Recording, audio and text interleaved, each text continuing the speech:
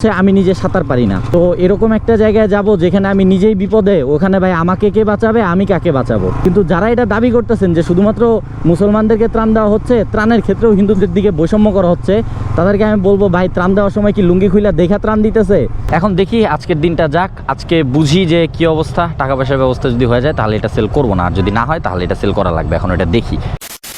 Hello everyone, welcome to my YouTube channel Tajul Islam. আশা করি সবাই ভালো আছেন, আমিও অনেক ভালো আছি। আজকের ব্লগ কি দিয়ে শুরু করব বলেন? চলেন একটু জরুরি বিষয় দিয়ে শুরু করি। বর্তমানে দেশের অবস্থা হচ্ছে বন্যার জন্য খুবই বাজে। অনেকে আমাকে বলতেছেন উদ্ধার কাজে যাওয়ার জন্য, আমি যাচ্ছি না। এর দুইটা কারণ আছে। প্রথম কথা হচ্ছে মানুষজন এখানে অনেক আছে, বাট ওইখানে ইকুইপমেন্টের অভাব।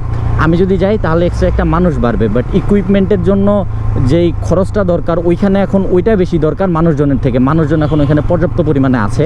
আর আরেকটা বিষয় হচ্ছে আমি নিজে সাঁতার পারি না, তো এরকম একটা জায়গায় যাব যেখানে আমি নিজেই বিপদে, ওখানে ভাই আমাকে কে বাঁচাবে, আমি কাকে বাঁচাবো? হ্যাঁ, সাহায্য করা যায়, সাহায্য আমিও করতেছি, আপনারাও করেন।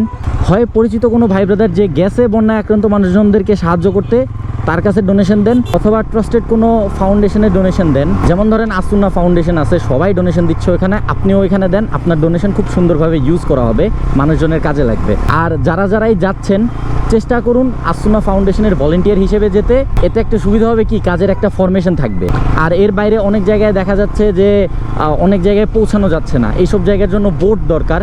কেউ যদি বোট দিয়ে হেল্প করতে পারেন বা বোটের খরচ দিয়ে হেল্প করতে পারেন, কারণ বোট যাদের আছে এখন তারা অনেক টাকা চাচ্ছে, তো এইভাবে কেউ যদি হেল্প করতে পারেন, এইভাবে হেল্প করার চেষ্টা করেন। আমিও আমার জায়গা থেকে যতটুকু করা পসিবল করতেছি। আসুন্না ফাউন্ডেশনের ব্যাপারে সবাই তো জানেনই। এছাড়া আমার খুব ক্লোজ একজন ভাই ব্রাদার মেহেদি ভাই যাচ্ছে, ওনার জন্য একটা পোস্টও আমি ফেসবুকে দিয়েছিলাম। আমার পেজে ঢুকলেই আপনারা পেয়ে যাবেন, ওইখানে একটা পোস্ট দেওয়া আছে। এটা আমার একটা ট্রাস্টেড জায়গা, তো আপনারা কেউ যদি ডোনেশন দেন এখানেও দিতে পারেন। খুবই খারাপ লাগলো কিছু বিষয় শুনে, যেগুলো হচ্ছে আপনার কুমিল্লায় যাওয়ার রাস্তায় এখন যে মানুষজন রাস্তায় আটকে আছে, এইসব গাড়িতে ডাকাতি হয়েছে। মানে আমরা কবে যে ভালো হব? মানুষজন ত্রাণ নিয়ে যাচ্ছে বন্যায় আক্রান্ত মানুষদের জন্য, ওই সব জায়গায় গাড়িতে ডাকাতি হয়েছে। এর মধ্যে আবার হিন্দুরা রুমার ছড়াচ্ছে যে হিন্দুদেরকে ত্রাণ দেওয়া হচ্ছে না, হিন্দুদেরকে ত্রাণ না দিয়ে শুধুমাত্র মুসলিম পরিবারদেরকে ত্রাণ দেওয়া হচ্ছে, যেটাও একটা পুরাটা গুজব। কিছু কিছু জায়গায় এরকম আছে যেসব জায়গায় পৌঁছানো যাচ্ছে না, এই জন্য ওই জায়গায় ত্রাণ নিয়েও যাওয়া যাচ্ছে না। কিন্তু যারা এটা দাবি করতেছেন যে শুধুমাত্র মুসলমানদেরকে ত্রাণ দেওয়া হচ্ছে, ত্রাণের ক্ষেত্রেও হিন্দুদের দিকে বৈষম্য করা হচ্ছে, তাদেরকে আমি বলবো ভাই ত্রাণ দেওয়ার সময় কি লুঙ্গি খুইলা দেখা ত্রাণ দিতেছে?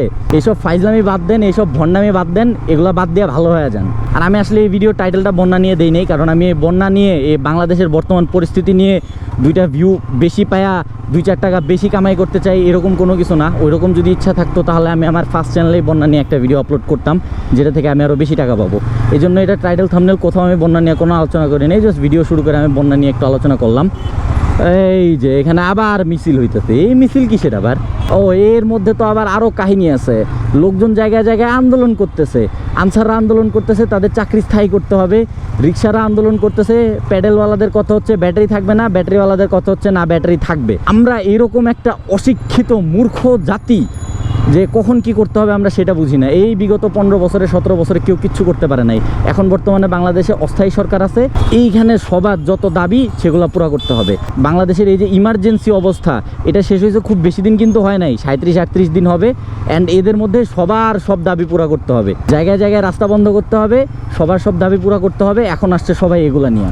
হ্যাঁ ভাই, আমি আমার জাতিরে গালি দিচ্ছি ঠিক আছে, কিন্তু আমি বাইরের কাউকে দিতে দিব না।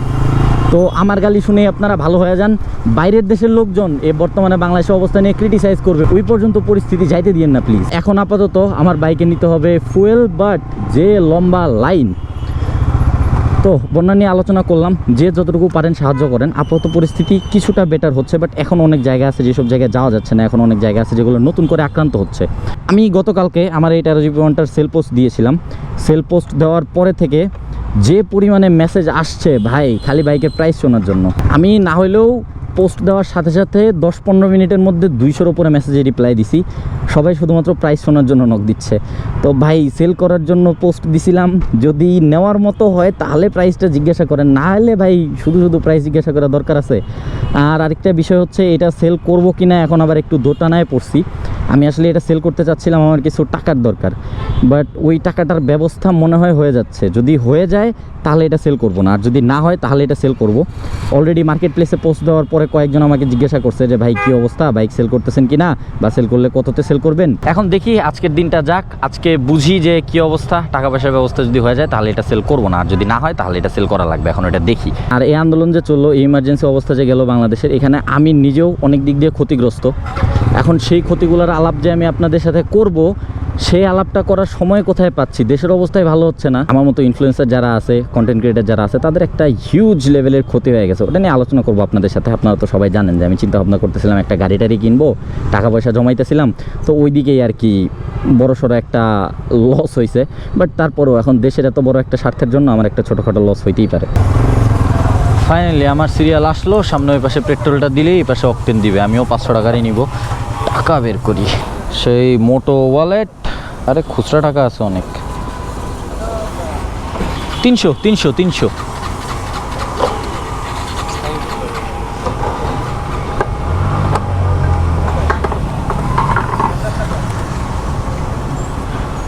বাস 300 টাকার তেল আসছে। 2.29 লিটার্স।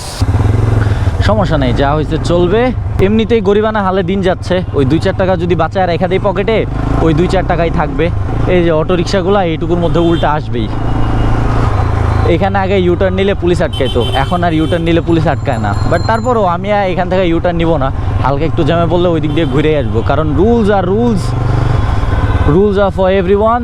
এখন দেখি আমার যে টাকা পয়সার সমস্যাটা, এই টাকা পয়সার সমস্যাটা যদি দূর হয়ে যায় তাহলে 13 GP1টা সেল করব না। কারণ এটা এমনিতে আমার খুব পছন্দের বাইক, অ্যান্ড আরও পছন্দের এই জন্য কারণ এইটাতে যেই জিনিসগুলো আছে সব আমার নিজের হাতে করা। ওমা, আবার বৃষ্টিও শুরু হইতেছে। এই একটার পরে একটা সমস্যা আছেই। ডেইলি এখন বৃষ্টি হচ্ছে। ইন্ডিয়া যে বাঁধ খুলে দিছে, ওই বাঁধের পানি কমবে তো দূরের কথা, উল্টা আরও ডেইলি বৃষ্টি হচ্ছে। তার উপরে আবার আরেকটা সমস্যা হচ্ছে, এখানে পাখিয়ে আকাম করছে, এটাও পরিষ্কার করতে হবে। এখান থেকে ককপিট ভিউটা কিন্তু খুবই সুন্দর লাগে টেরোর। এখন যাই দেখি 10 নম্বর একটা ছোটোখাটো কাজ আছে।